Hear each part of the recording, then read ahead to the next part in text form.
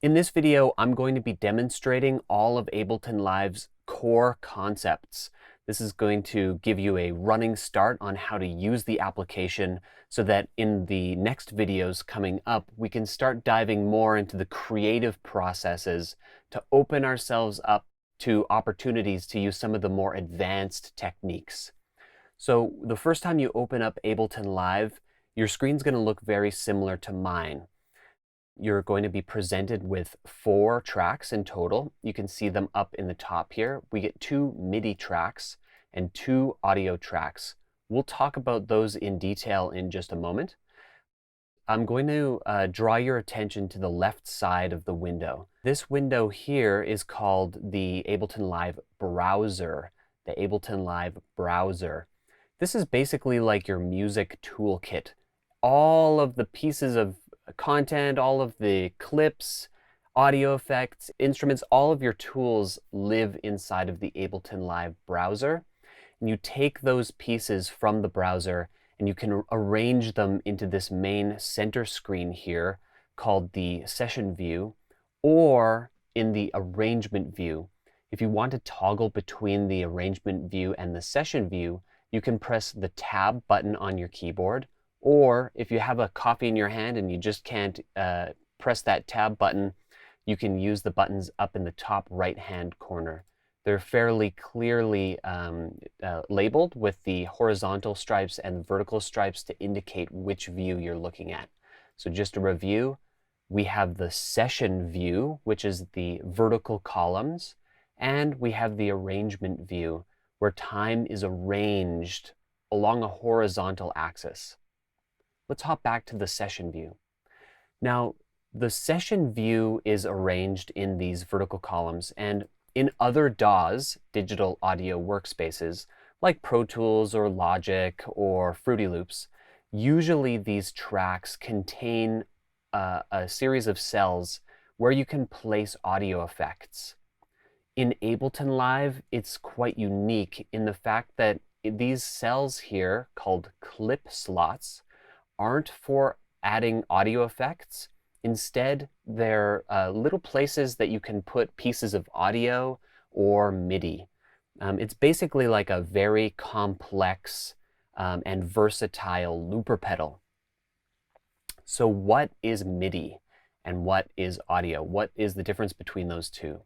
So audio is, of course, any type of recording. You can visualize an audio clip like a very short piece, a very short or very long piece of audio tape. Like, if you took a cassette player apart and you took the cassette out and pulled the tape out and snipped the tape in a specific length. Maybe you tape the pieces of tape together so that it makes a loop.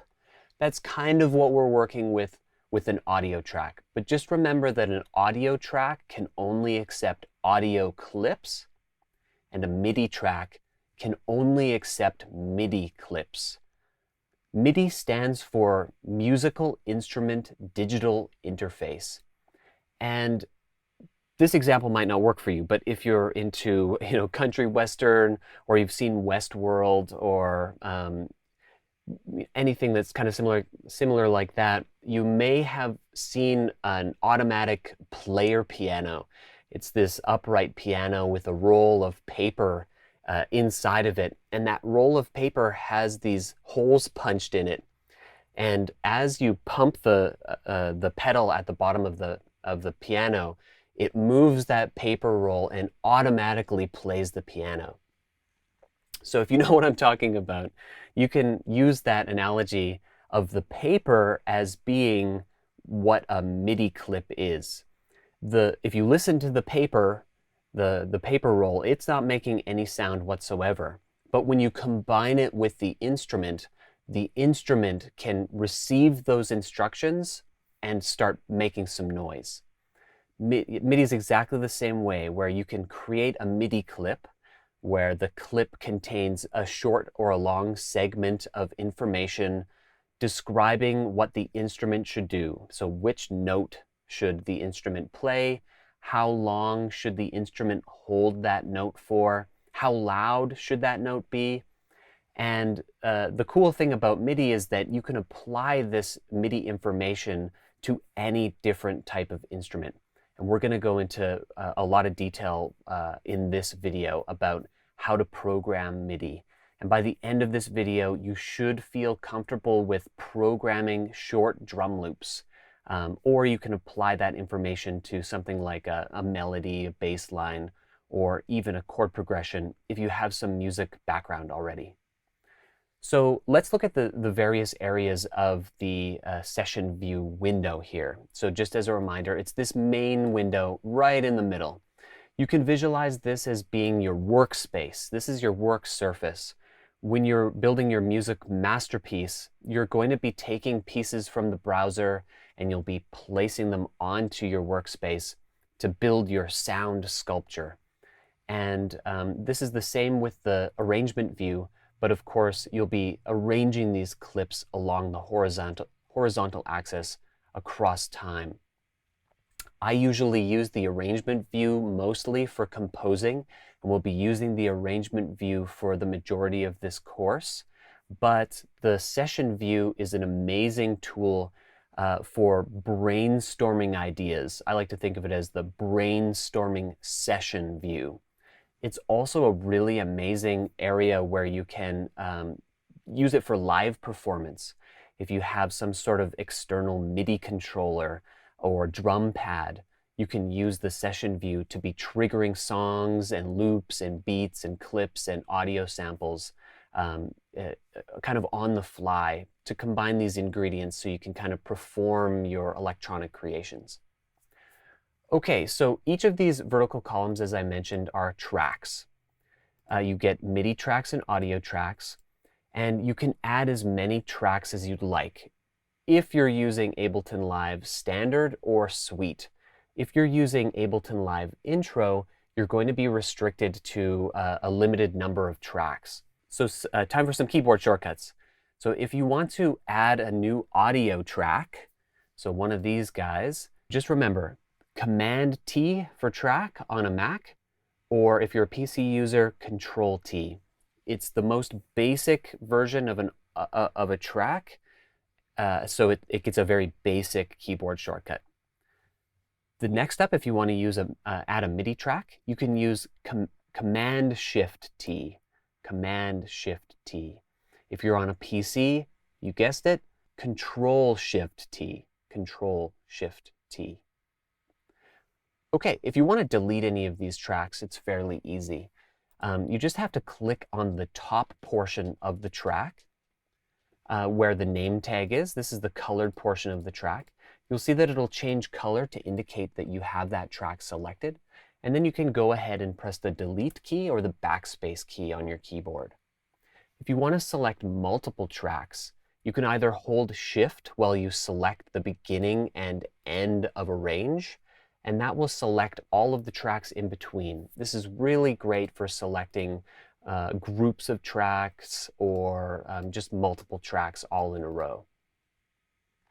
If you want to select non-adjacent tracks on a Mac, you can hold Command while you're clicking these tracks.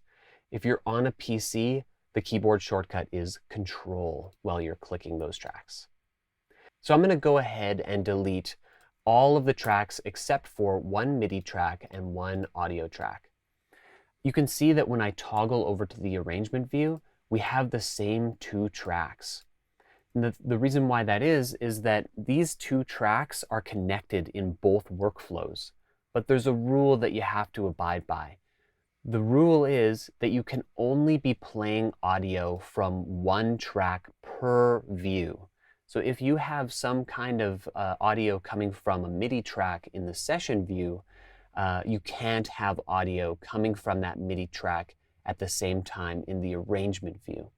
And I'll show you what that looks like in a moment.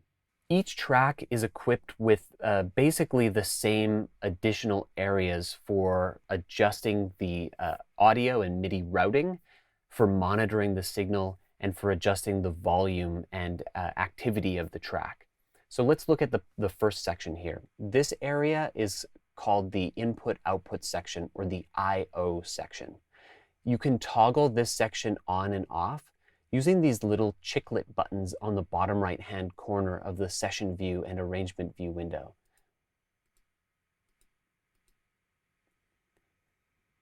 This area here is for routing your MIDI information in and out of that channel. You'll be using this a lot if you're doing any complex audio or MIDI routing, like resampling, or perhaps you have multiple MIDI instruments, MIDI controllers plugged into your computer that you'd like to use to control an instrument on multiple tracks in your session. That's a fairly advanced topic, but we'll talk about that in a later video. Below this area, you can see that it's a little bit different for each tracks, the MIDI track and the audio track. Let's have a look at the audio track so that I can break this down for you. So this area here is called the sends section, And this is kind of a traditional way of processing audio. If you're ever looking at an old analog console like a Neve or one of those other big mixing consoles that you see in professional recording studios, they use a system of buses to send audio between tracks. Since audio processing and CPU power is very important while you're making complex Ableton Live sessions, especially if your computer doesn't have the best processing power. If you've got fewer than 8 gigabytes of RAM, then you'll really want to focus on preserving your CPU usage. So using the sends for processing effects is the way to go. Let me describe this a little further for you. Right now we have two sends, two destinations. We have A and B. If we look over to the right, you can see that we have two tracks labeled A reverb and B delay. As we're using the send knobs to increase the volume, we're actually increasing the volume of the audio being sent to the return tracks. These tracks on the right that are labeled A and B, you can call those returns. Let me demonstrate this quickly for you. I'm going to use the Ableton browser to find an audio sample. So I'm going to look in the categories area and scroll down the list until I find the option called samples. This is going to show me all of the audio files that I have currently in my user library. There are quite a few of them, and so I'm just going to pick one at random, and I'm going to just throw this onto my audio track.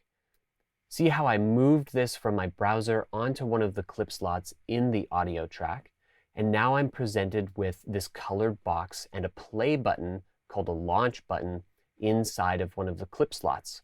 So if I want to play this audio clip, I can just hit that launch button on the clip that I'd like it to play.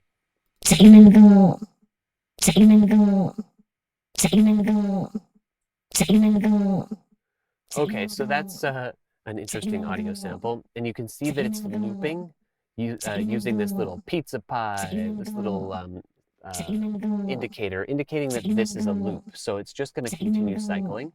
When I turn up the send knob, you'll notice that some volume from my audio track is going to get sent to one of my other tracks. So let me just turn that up for you.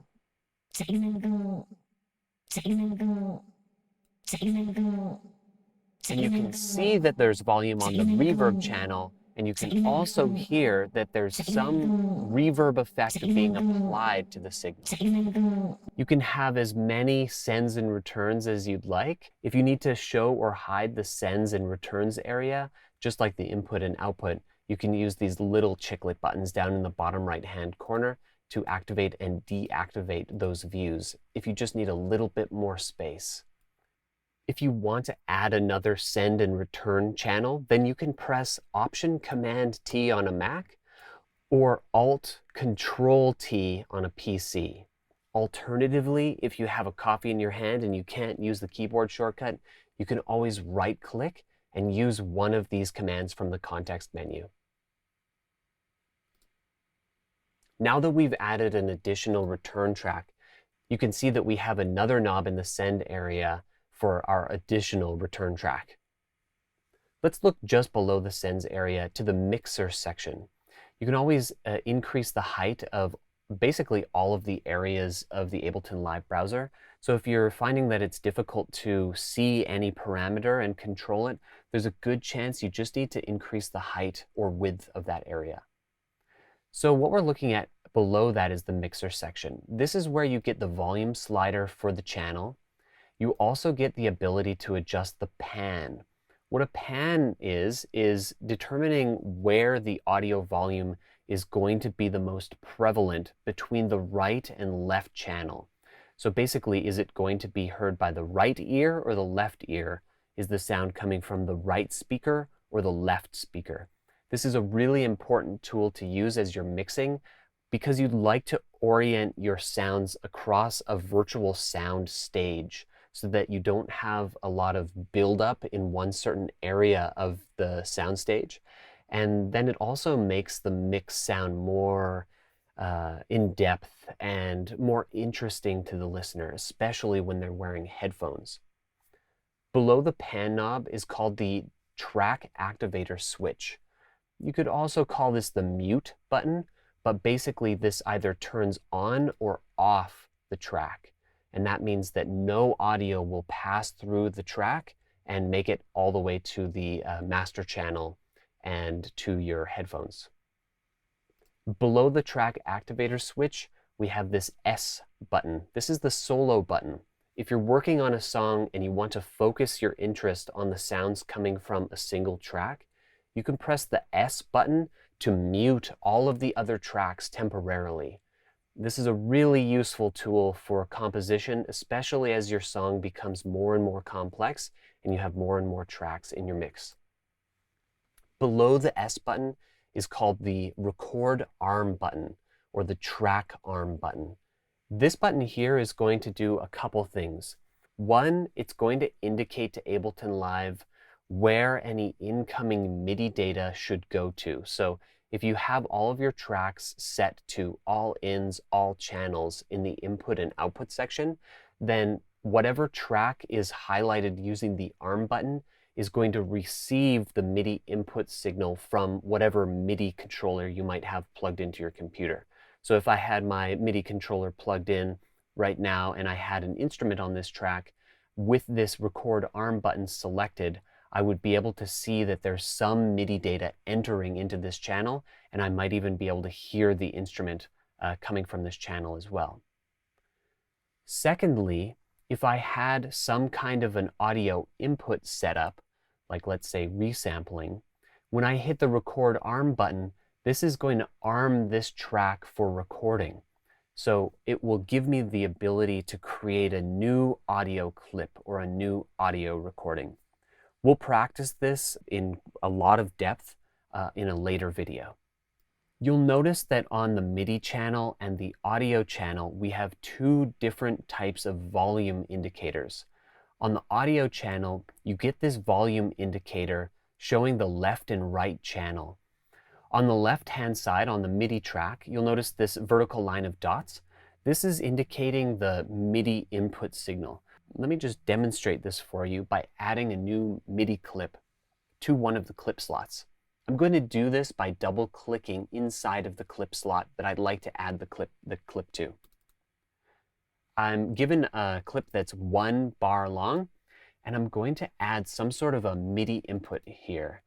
So as I'm adding this in, you'll notice that we're going to have these little pulses that are being applied to that fader. This is more like a velocity fader. As I mentioned before, since MIDI is basically an instruction manual for an instrument that describes which notes are playing, which pitches are playing on the keyboard, where the start point of each note is and the end point, but also the velocity of those notes, how hard that note is being hit. Basically, you can think of the velocity of your finger coming down on the piano key or your hand holding the drumstick flying down and hitting that membrane of whatever drum you're using, like a snare drum. So as I'm adding these notes in, they're all pulsing at the same velocity. But if I increase or decrease the velocity of these notes using the velocity editor, you'll notice that the velocity indicator in the channel changes to a lower velocity. Let me just hit this clip. So this is a velocity indicator until we add some sort of instrument device, and that MIDI signal is converted from a MIDI signal into an audio output.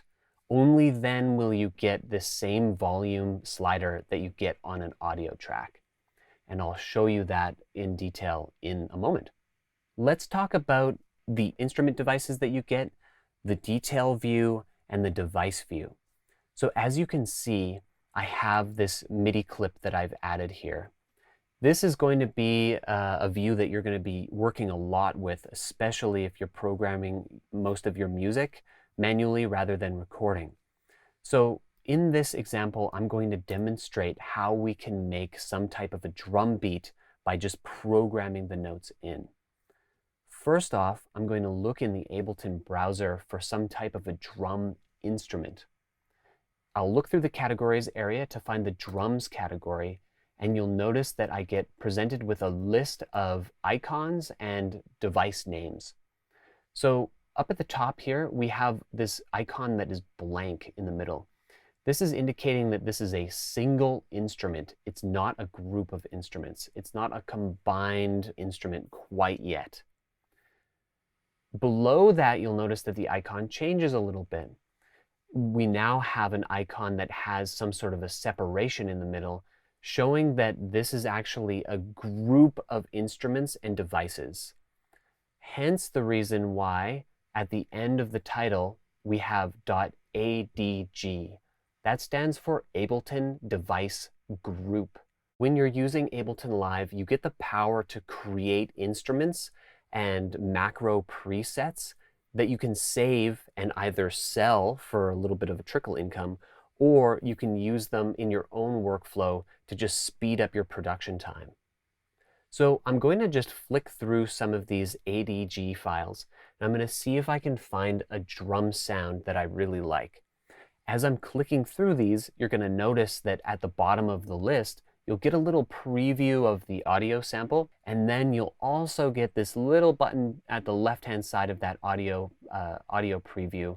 Looks like a tree or a mushroom, but it's actually a pair of headphones. You'll see this same button in a couple different areas in the interface, including down in the MIDI editor area. This is the preview button. So this is basically going to allow you to hear what you're adding in or what you're clicking on as you're scrolling through the list, or as you're further engaging with the interface in other areas. So let me just flick through this and see if I can find something that I really like.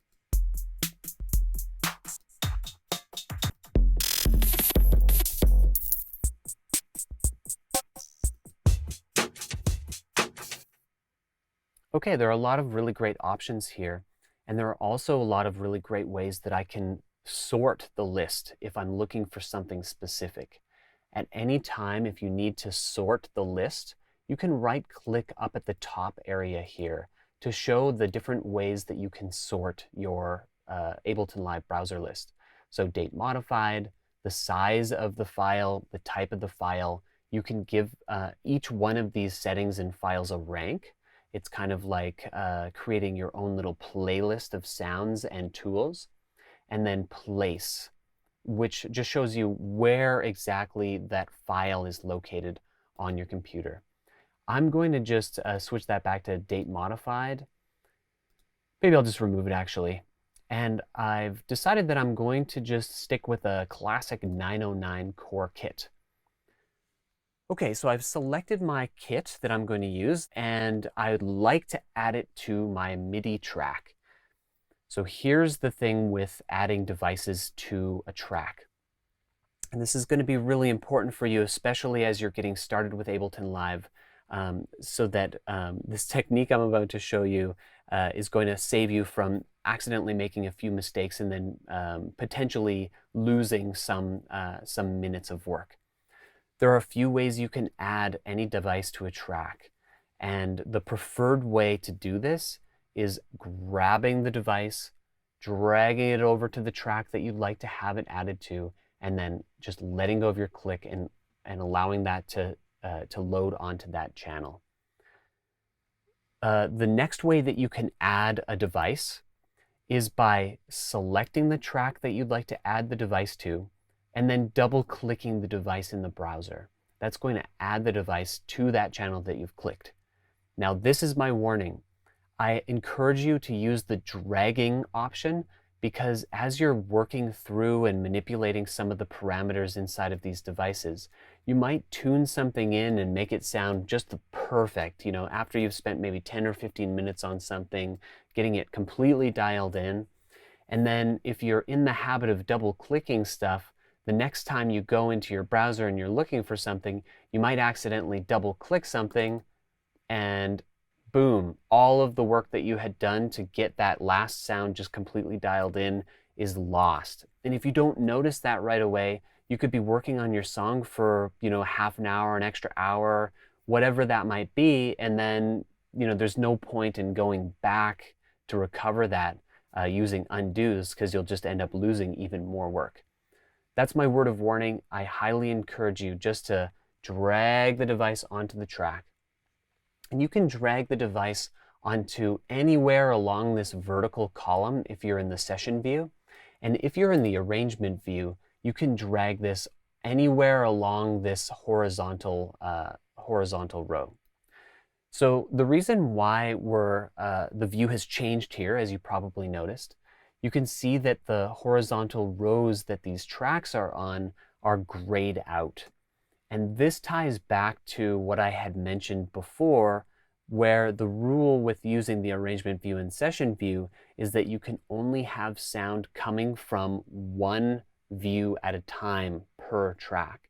And since the last area that I played some audio from, or played some clips from, was the session view, it's canceled out the tracks on the arrangement view temporarily, so that I will only be listening to the audio coming from the session view. So if I want to re-engage the arrangement view, I can either choose which track I'd like to have playing from the arrangement view using these little launch buttons here next to the track name, and that will allow me to manipulate my timeline once again.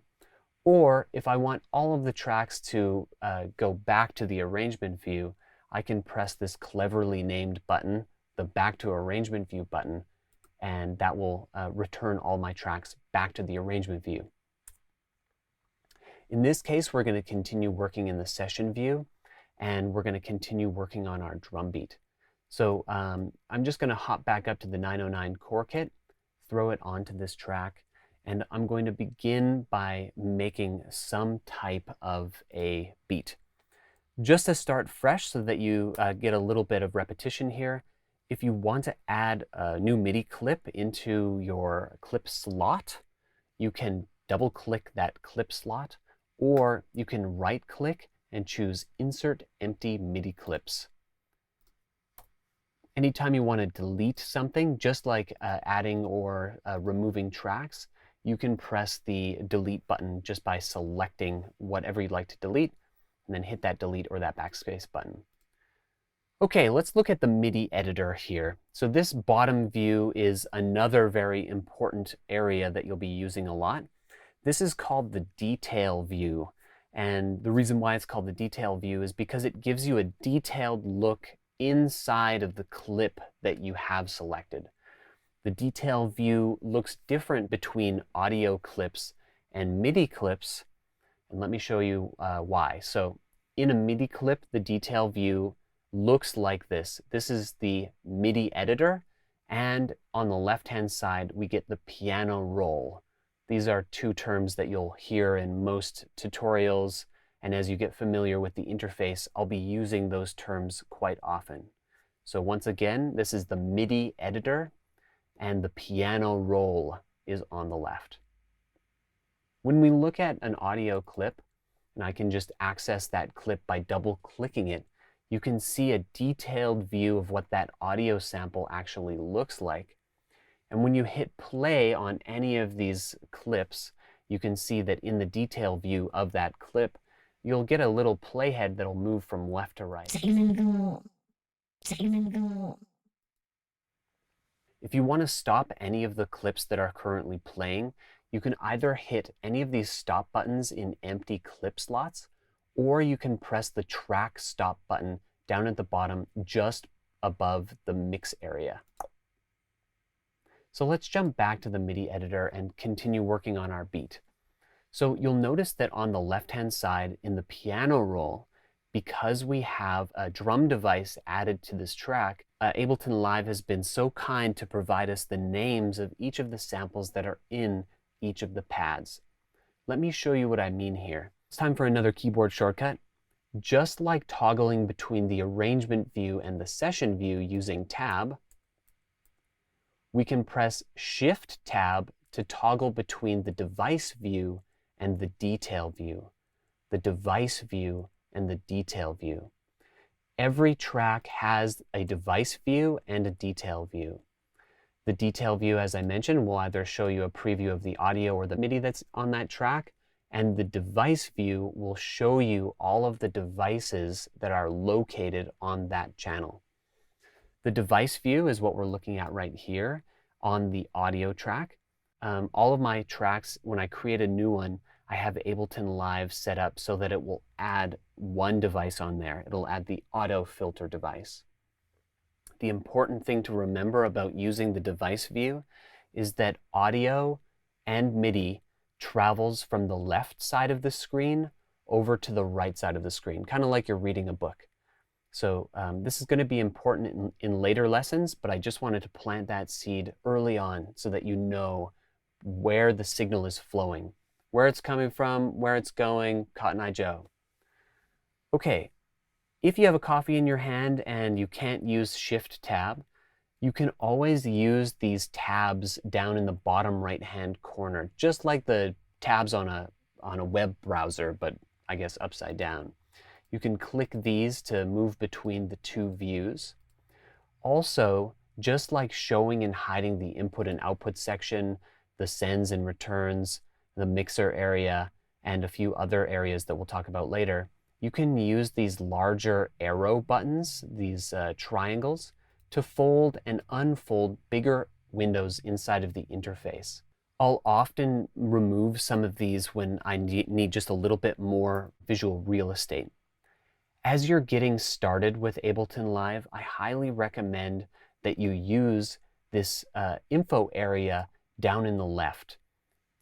This is going to be so useful for you just to kind of get an idea of what each of the parameters and devices and tracks and areas of the interface do as you're learning and then relearning and reinforcing all of the information that you're getting into your mind as you're going through this very complex program. And they do a really good job of keeping the information nice and concise. And in addition, in later videos, we'll talk about how you can edit this info text so you can leave notes for yourself as you're working on different elements of your song.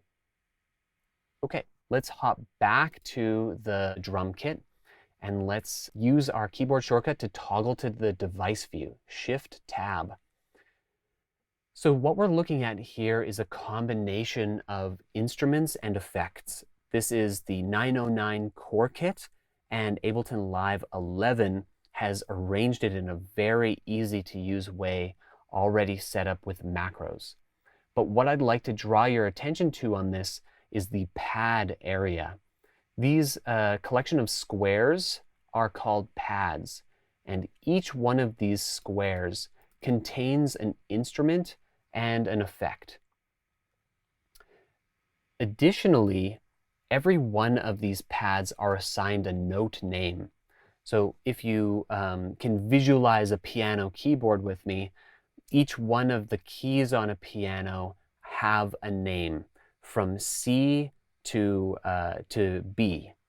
And the way that the notes move up from C to B is C, C sharp D, D sharp E, F, F sharp G, G sharp A sharp B, and then back to C. We'll talk about a lot of music theory in a later video, but the main thing to remember is that these pads, even though they look different, they're exactly the same as a piano keyboard. And that's important to know because as the visual cues change, the information that's being passed between a device to an instrument or from a MIDI clip to an instrument, they aren't going to change. There are very select groupings of details that are passed using MIDI information, and one of those details is note number. So as we see here, we've added the different sounds here. We have an M switch for mute. We have an S switch for solo if we only want to hear the pad that is soloed. And we also have this launch button on the pad. As we arrange MIDI notes along the timeline here in the MIDI editor, you'll find that it's just like hitting that launch button. So let's go ahead and build a foundation of a beat. What I'm about to teach you is called the duplicate and vary technique, and it's a really fun way of making some sort of a drum beat from some sort of small inspiration and just building it out into a complete musical sentence.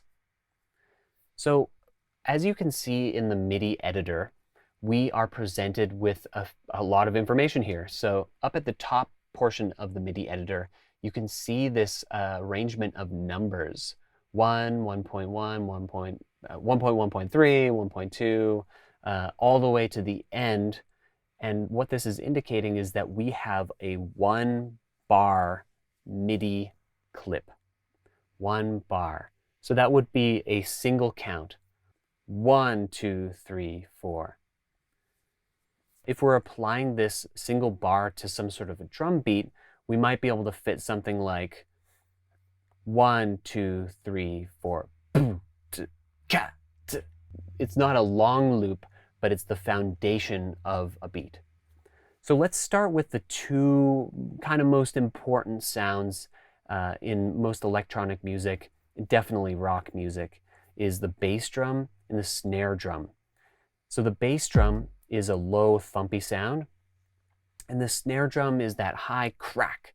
It can also be substituted by other sounds that share similar sonic characteristics, like a clap or some kind of a high percussion, like a side stick or what have you. But we're going to just stick with the snare drum and then of course the kick drum here. So let's add the drum, and I'm going to add another drum here, another bass drum. Let's just have a listen to what we've got so far. All right, cool. I'm just going to keep this playing, and it's just going to continue to loop. If I want to add MIDI notes into the MIDI editor, you can do so by double-clicking inside of the grid area that you'd like to apply that MIDI note to. Oh yeah, we basically have an EDM banger right now. If you'd like to stop the clip playing, you can kind of pause the clip by pressing the space bar on your keyboard. So you'll notice that as I add these notes into the grid, the note becomes the exact length of my current beat subdivision. What is a beat subdivision? Well, we get to choose how many subdivisions are happening in a single bar. If I were to apply a whole note, it would look something like this. It's equal to 4 quarter notes in a 4/4 time signature. If I wanted to apply a half note, it would be half of that bar. And I'm sure you're getting the idea here. If I wanted to apply a quarter note, it's a quarter of the bar. And then an eighth note is an eighth of the bar. 16th note is a 16th of a bar. Now, if you're scanning over the interface here, you may have noticed that there's a fraction in the bottom right-hand corner indicating that right now we're viewing 16 subdivisions of a bar. We're looking at 16th notes. We're going to be changing this a lot as you're working, so there are a few keyboard shortcuts that you can use to streamline your process. First, you can use Control 1 and 2 if you are on a PC, but if you're on a Mac like me, you can press Command 1 and 2, and that will either increase or decrease the subdivision count. And you can set this to a pretty wide range here, depending on the type of music that you're making and what application you're using this for. This can be very, very versatile.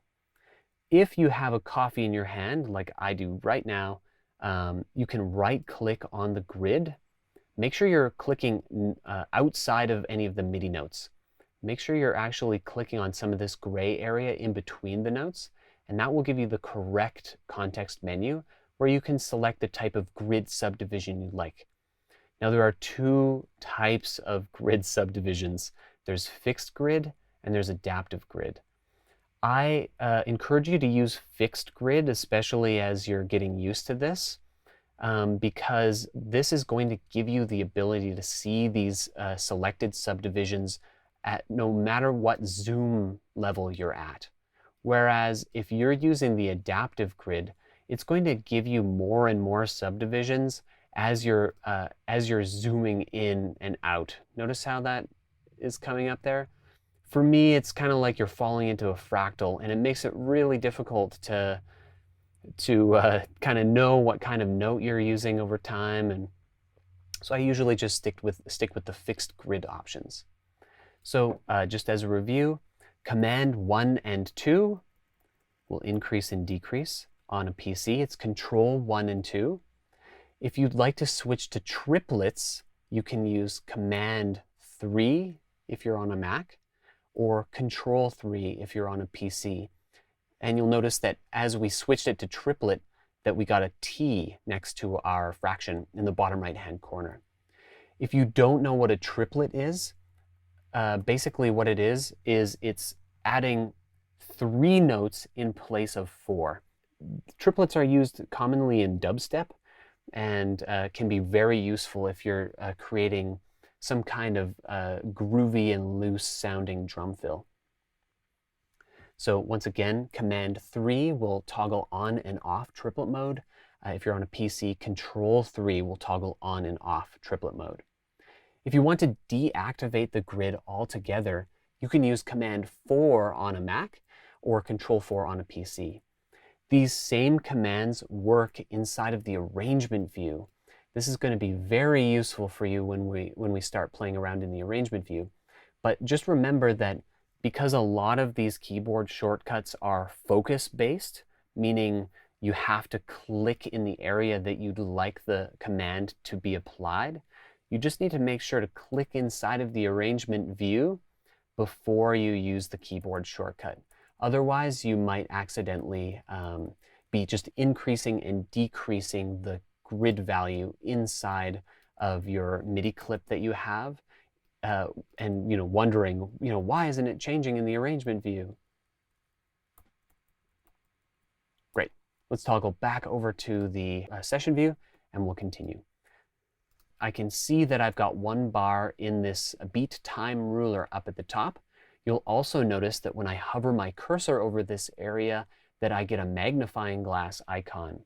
This means that if I click and drag up and down, I can zoom in and out to the location that the cursor is set to. So if I've got the cursor on the left-hand side of the beat time ruler near the beginning, it's going to zoom in to the beginning of the beat time ruler. If I want to move between areas, left and right, I can actually drag left and right on this bar. You may have also noticed that as I'm zooming in and out, you can see in this overview area that this black frame increases and decreases, indicating where exactly in the clip I'm looking. This makes it a little bit easier to kind of tell where you're editing, especially as your clips get longer and your track gets more and more complex. There's a similar area to this overview area in the arrangement view up at the top here. And you'll see as we dive deeper into Ableton Live that this area becomes more and more populated, and this becomes a pretty nice place to navigate between sections of your song. Alternatively, if you'd like to zoom in and zoom out using your keyboard, you can use the plus and minus keys. Plus and minus. And again, this same keyboard shortcut applies to the arrangement view, but just make sure that you've clicked into the arrangement view timeline so that Ableton knows where this keyboard shortcut is being applied. All right, below the beat time ruler is called the loop brace. Loop brace. It's currently colored because it's active. Right now, this loop brace is active, meaning that when we hit the launch button, once the playhead reaches the end of the loop brace, it's going to jump back to the beginning. And that's how we get that pizza pie indicator just below the clip slots. And this is how we can create some fairly easy to make loops and beats kind of on the fly. There is also a loop brace in the arrangement view. As you can see here, this one is currently deactivated, but we can activate this loop brace in both views or either view by creating a time selection and pressing Command L on a Mac or Control L on a PC. Now you'll notice that when I've activated this loop brace in the arrangement view, that the loop brace becomes a lighter color, if I don't have it selected, of course. And up in the top transport controls, you'll see that this yellow loop button turns on. Let's toggle back to the session view. The same thing applies here. So if I am going to deactivate this loop brace, I can use the loop button on the left-hand side in the clip box,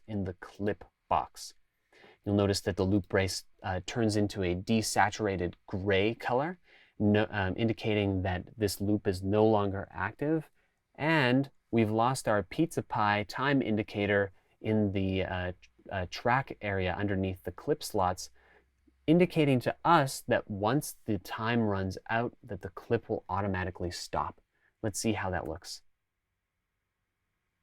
There we go. So in this case, we want to be using a loop. So I'm going to engage that loop. And if I ever want to, I can adjust the length of the loop by dragging these right and left brackets here.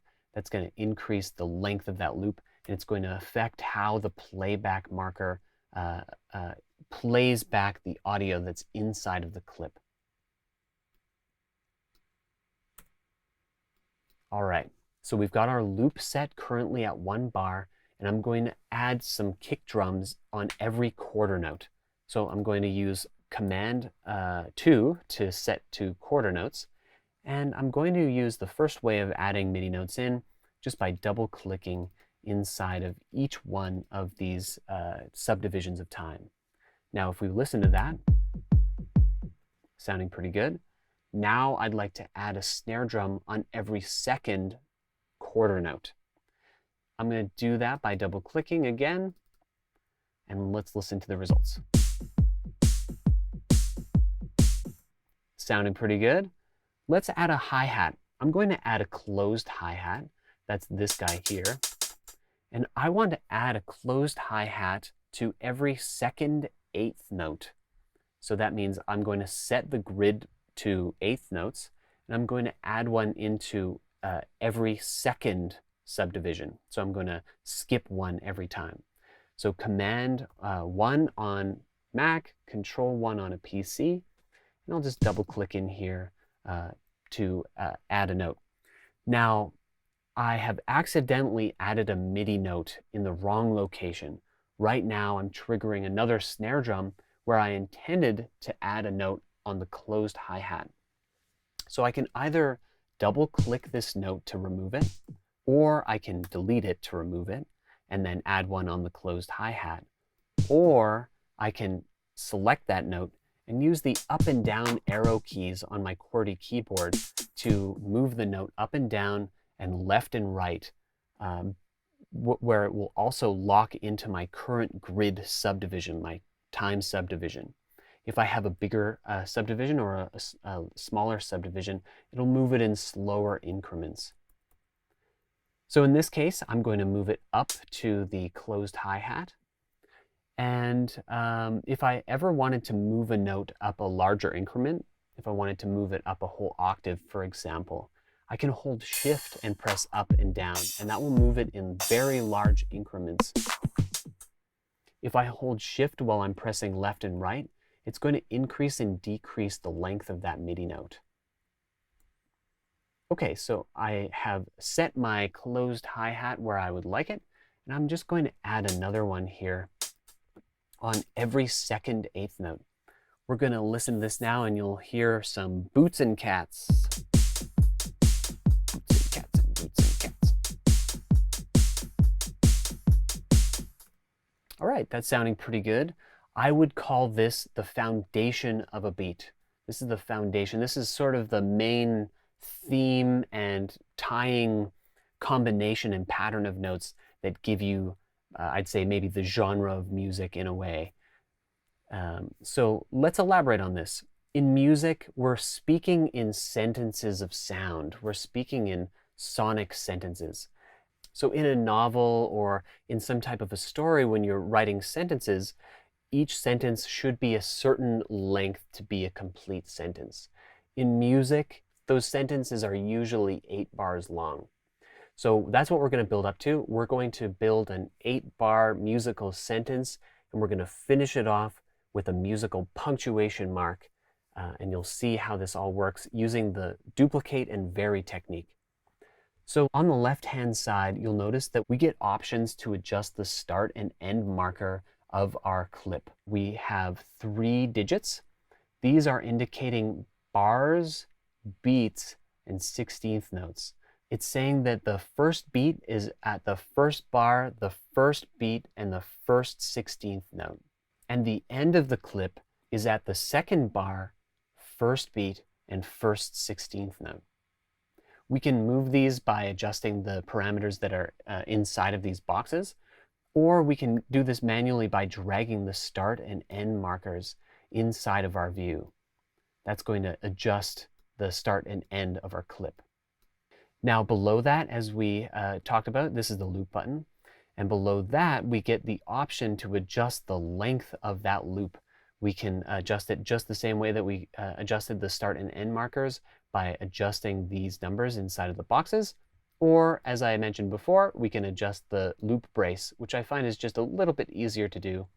We can also create a little selection, a little time selection inside of the clip, and press our loop command, Command L on a Mac or Control L on a PC. In this case, I don't want to loop that short, but that was just for a little demonstration. The time signature is 4/4. That means that each bar is equal to 4 quarter notes. We'll talk about that in more detail in a later video. We currently do not have a groove applied, which we'll talk about later. We also have the option to quantize everything to a certain musical scale, and we will also talk about that later. We'll talk about the launch options in a very later video. And we finally made it down to the notes box, which is what we're going to use for this demonstration. The notes box allows us to adjust all of the MIDI notes that we have currently selected in a variety of ways. If we press the divide by 2, it's actually going to increase the tempo of these notes by 2. So you could call this double time. It's twice as fast. If we press the times 2, then it's going to be half time. So it'll be half the tempo and it'll be half the speed. Slow jams. So this was where we were before. We currently have our one bar loop still set.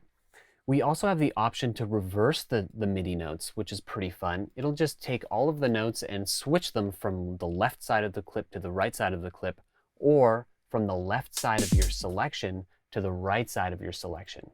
So you can get pretty creative with that.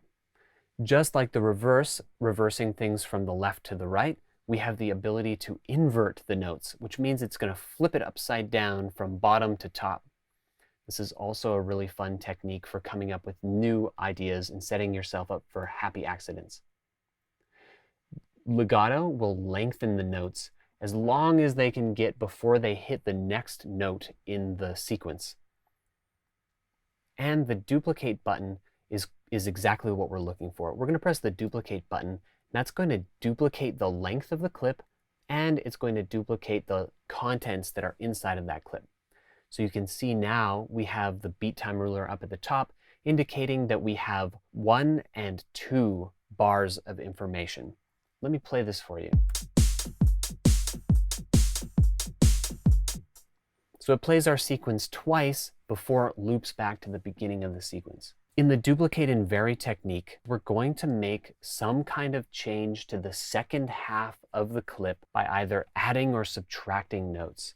So I'm just going to go ahead and maybe I'll add a double kick drum here. And I'm going to zoom in, and I'm going to add a few extra closed hats. So I'm going to increase the subdivision. Maybe I'll click there. You don't need to do much. Simplicity is the key. So let's have a listen to my changes.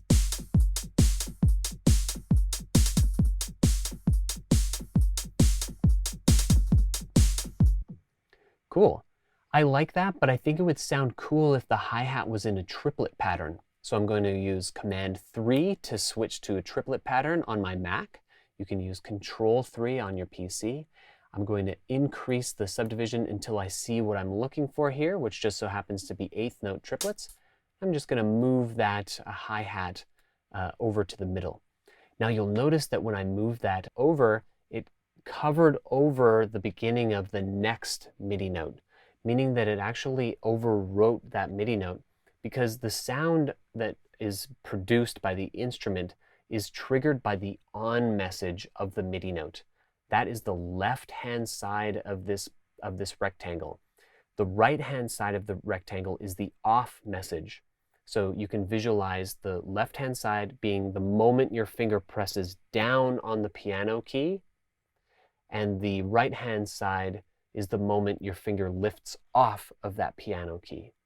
Now that that's overlapped, it's deleted it, and I'm just going to add an extra note into here, and let's have a listen.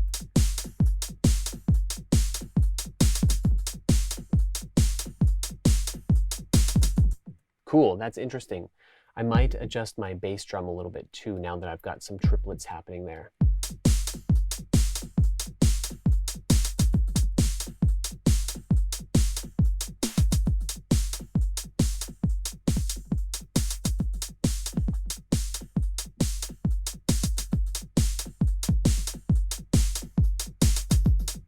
Cool. Now that I've made a slight change in the second half by adding or subtracting notes, I'm going to press that duplicate button once more, and this is now going to present us with 4 bars of information. This is half of a musical sentence. So now I'm going to make some kind of a slight change in the second half of this clip, again by adding or subtracting notes. So let's do, maybe I'll switch it out of triplet mode, and I'm going to add maybe double snares.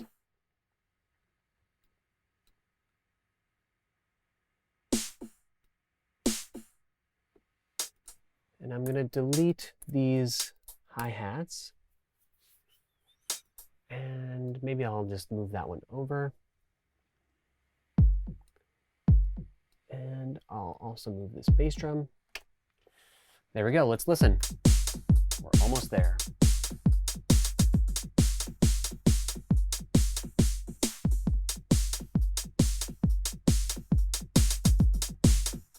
Not a big fan of those snares, so I'm going to move the snare hits both at the same time.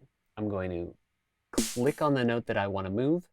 I'm going to hold Shift, and I'm going to move those up and down using the up and down arrow keys.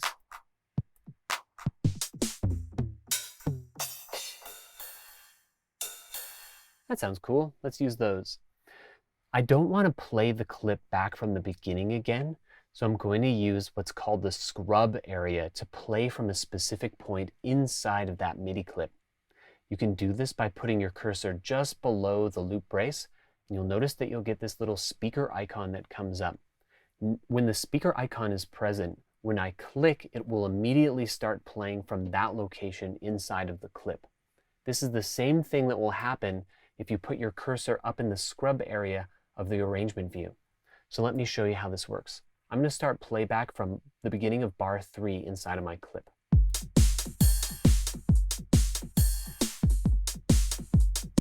Nice, that sounds pretty good. I'm going to hit the duplicate button one more time to complete our sentence. And now we have a full 8-bar drum beat. I'm going to make a slight change in the second half of this loop, and I'm going to add some punctuation inside of here in order to keep the energy flowing inside of this drum beat and to prevent the beat from feeling like loop music. We're trying to avoid having this music sound too repetitive and too computer generated. So adding this punctuation that I'm about to show you is going to be a very useful tool. So I'm just going to randomly add some notes here just to keep it interesting. All right. That sounds like this.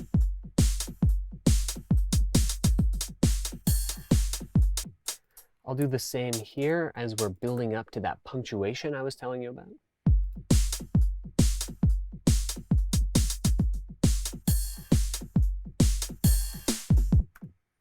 All right, so I've applied the variation to the second half of this, and now I'm going to add some punctuation to the end of this musical sentence.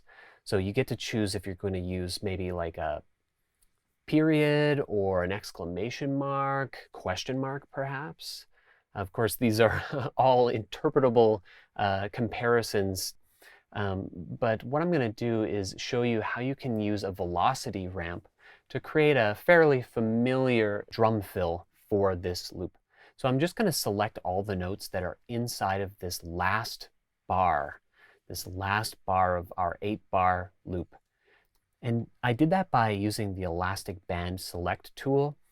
Basically, all you have to do is select in between the notes. So don't actually click on the note, but click at the beginning of where you like your selection to begin. In this case, I'm going to click up at the top, right at the beginning of the bar of bar 8. And I'm going to drag diagonally over to the right bottom. You'll see we get this marching ants selection box. This is called the elastic band select tool. And that will allow me to select time and select MIDI notes. Now that that's selected, I'm just going to hit the delete button on my keyboard, and then I'm going to add in a bunch of 16th note snare hits. So I'll use Command 1 to increase to 16th notes. And I could either go in here and double click each one of these, but it would take quite a long time. So what I offer you is a couple ways that you can quickly add in MIDI notes so that you can streamline your workflow process. So the first way, it's quite important, is selecting what you'd like to have duplicated, and you'll use the duplicate command to duplicate that selection. On a Mac, you can use Command D. On a PC, it's Control D. So that's pretty quick, but it's still pretty slow. So I'm going to select these once more, and I'm going to use another option where I'm going to use the pencil tool. You can turn on the pencil tool by pressing the B key on your keyboard. Alternatively, you can put your cursor up in the top right-hand corner of the Ableton interface and click on this little pencil tool icon. You'll notice that you get that pencil cursor when you put your cursor inside of the MIDI editor, and now this is actually going to allow you to draw all the way across any of your rows, your instrument rows, to draw the same number of notes in your beat subdivision. Using the pencil tool, if you want to delete things, it's kind of like using an eraser. You can click over top of the MIDI notes that are currently present in your view, and it'll actually just erase them fairly quickly as well.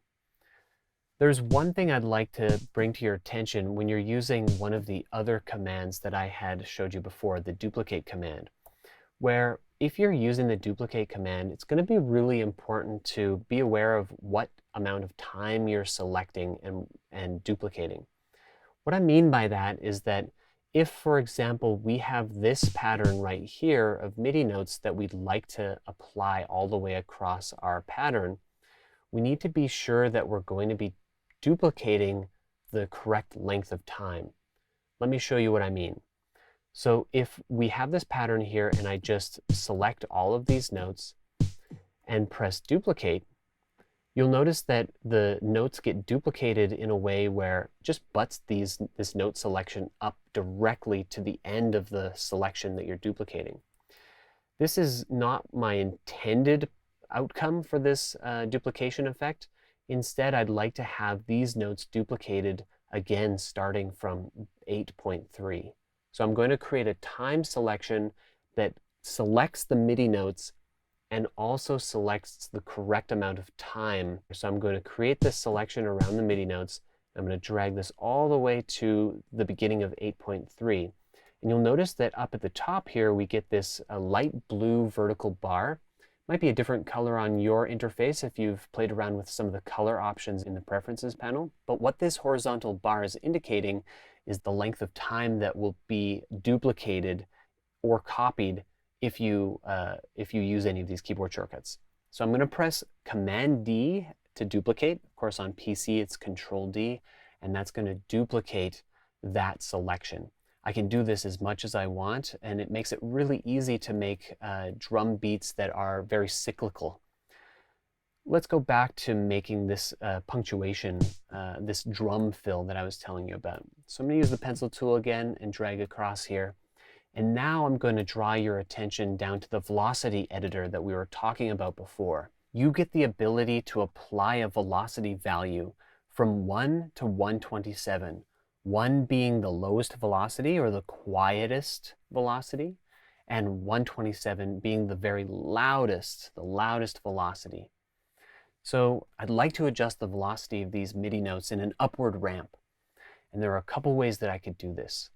The first way is by going into this velocity editor and dragging these velocities one by one until I'm left with an upward ramp. As you can tell, this is a pretty slow way of working and definitely not ideal. The second way is by switching back to that pencil tool and creating a time selection. First, create a time selection, switch to the pencil tool, and then you can use the pencil tool to draw inside of the velocity editor. And this will apply whatever velocity change that you have to the notes that you have currently selected. So that's a good thing to know, because then if you accidentally go over, you won't impact the velocities of any of the notes that are not selected. But you could see this is a little bit wavy, which, maybe isn't that bad in the context of music. But if you're looking to be really specific with your automation and with your velocity changes, you might want to hold Option on a Mac or Control on a PC to give you this sort of ruler that all of the velocities will butt up to when you let go of your click. That makes it pretty easy to make a really nice snare riser. And let's just have a listen to this whole clip before we conclude this video.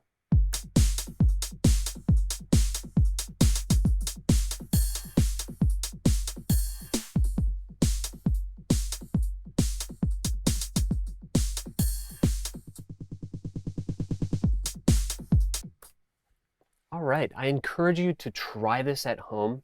Make as many beats as you possibly can. Enter the Ableton Live interface and press all of the buttons. Don't be worried about breaking it, because you can't break it. It's, I say that lightly, but in all reality, the more you can find yourself in a position where you're wondering why something's not doing something that you expect it to do, it sets you up for an opportunity for learning. If you run into any snags, write down your question for me and then ask me during our next Zoom lesson. In the meantime, I hope you really enjoyed this session, and I'm looking forward to hearing all of the beats that you've made. Peace.